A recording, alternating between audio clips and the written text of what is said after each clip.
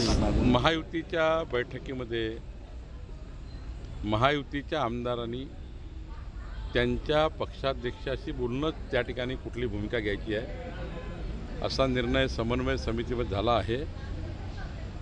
एकनाथ शिंदेजी पुढील निर्णय करतील, कारण बच्चू कडूबद्दल काही त्यांना काही भूमिका असतील तर त्या एकनाथ शिंदेजींनी मांडतील।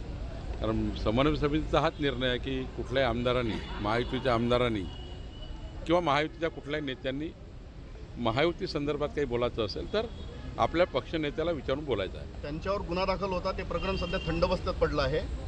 याबद्दल पोलिसांची काही बोलत नाही, त्यामध्ये पोलिसांच्या संपूर्ण जोपर्यंत फॉरेन्सिक रिपोर्ट आहे, जोपर्यंत पोलिसांची कारवाई पूर्ण होत नाही तोपर्यंत पोलिसाच्या तपासात बोलणं काही योग्य होणार नाही।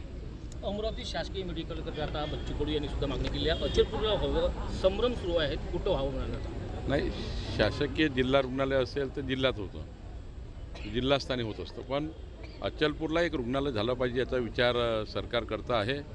मी विचार करतो आहे की काही मोठ्या प्रमाणावर ज्या चॅरिटेबल संस्था असतात, टाटा इन्स्टिट्यूट आहे, लता मंगेशकर आहे, अशा इन्स्टिट्यूटशी बोलू, पण अचलपूरला हॉस्पिटल झालं पाहिजे का? झालं पाहिजे, कारण मेळघाटपासून सर्व भाग हा अचलपूरला जोडलेला आहे।